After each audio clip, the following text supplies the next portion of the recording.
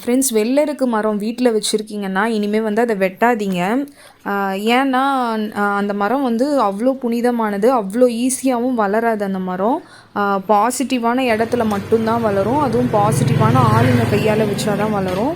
சூரியனோட சம்மந்தப்பட்ட மரம். நிறைய பேர் வந்து இந்த யூடியூப் ஃபுல்லாகவே வீடியோவில் பார்த்தீங்கன்னா அந்த மரம் வந்து வீட்டில் வைக்கக்கூடாது, இருக்கக்கூடாது, வெட்டிடணும் அப்படின்னு சொல்லி வெட்ட ஆரம்பிச்சிடுறாங்க. எதனால் வீட்டு உள்ளே வைக்கக்கூடாதுன்றாங்கன்னா, அந்த மரத்தோட பூவை நம்ம பறிக்கும்போது அதுலேருந்து பால் வரும். அது வந்து குழந்தைங்க கண்ணில் பட்டால் ஆபத்து அப்படின்னு சொல்லி அதுக்காக தான் வந்து அந்த மரத்தை வந்து வீட்டு உள்ளே வைக்கக்கூடாதுன்றாங்களே தவிர வேறு ஒரு ரீசனும் இல்லை. அப்படி வீட்டுள்ள நீங்கள் வைக்கிறதா இருந்தாலும் வேலி மாதிரி அமைச்சு நீங்கள் வந்து தாராளமாக வளர்க்கலாம். வீட்டு உள்ளே வளர்க்குறதா இருந்தால் வீட்டு உள்பக்கம் இல்லை உள்ள தோட்டம் இருக்குது அந்த இடத்துல வளர்க்குறதா இருந்தால் எந்த இடம் பெஸ்ட்டுன்னு பார்த்தீங்கன்னா தென்கிழக்கு பகுதி, சவுத் ஈஸ்ட் கார்னர். அது வந்து ரொம்ப நல்லது அந்த மரம் வைக்கிறதுக்கு.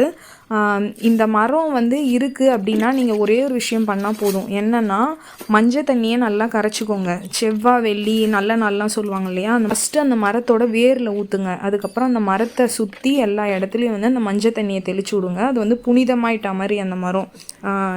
இது வந்து எல்லா மரத்துக்குமே நீங்கள் பண்ணலாம். செவ்வாய் வெள்ளி அமாவாசை பௌர்ணமி அந்த நாளில் பண்ணால் போதும்.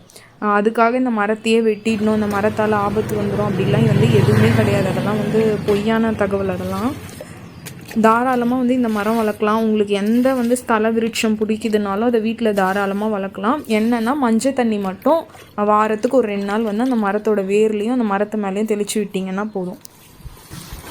எந்த மரத்தையுமே தயவு செஞ்சு வெட்டாதீங்க. ஏன்னா ஒரு ஆளை கொலை பண்ணுறதுக்கு சமம். ஒரு ஆளை வந்து கொலை பண்ணால் உங்களுக்கு என்ன பாவம் வருமோ அதே பாவம் வந்து ஒரு மரத்தை வெட்டினாலும் வரும். இப்போ வந்து வீட்டில் வந்து வெள்ளருக்கு விநாயகர் வச்சுருந்தாக்கா எல்லாருமே என்ன சொல்லுவாங்கன்னா, அவரை வந்து அப்படியே வைக்கக்கூடாது, அவர் மேலே ஃபுல்லாக மஞ்சள் பூசி தான் வைக்கணும், அப்போ தான் அவர் வந்து குளிர்ச்சியாக இருப்பார், குளுமையாக இருப்பாருன்னு சொல்கிறோம் இல்லையா. அதே கான்செப்ட் தான் வந்து இந்த வெள்ளருக்கு மரத்துக்கும். அடிக்கடி மஞ்சள் தண்ணி ஊற்றணும், அவ்வளோதான். வேறு ஒன்றும் கிடையாது. எவ்வளோ மஞ்சள் போடணும் அப்படின்ற கணக்கும் கிடையாது. நீங்கள் சும்மா கொஞ்சம் போட்டுட்டு அந்த தண்ணியில் கலந்து தெளிச்சிட்டிங்கன்னா அந்த மரம் வந்து சுத்தமாயிட்டா மாதிரி. இந்த தகவல் வந்து உங்களுக்கு பிடிச்சிருந்ததுன்னா யாரெல்லாம் உங்களுக்கு தெரிஞ்ச சொந்தக்காரங்க இல்லை ஃப்ரெண்ட்ஸ் யார் வீட்டிலனா வந்து வெள்ளருக்கு மரம் இருக்குது, வீட்டுக்கு வெளியே இருக்குது, இல்லை வெட்ட போகிறேன்னு சொல்கிறாங்க அப்படின்னா இந்த வீடியோவை ஷேர் பண்ணுங்கள். நன்றி, வணக்கம்.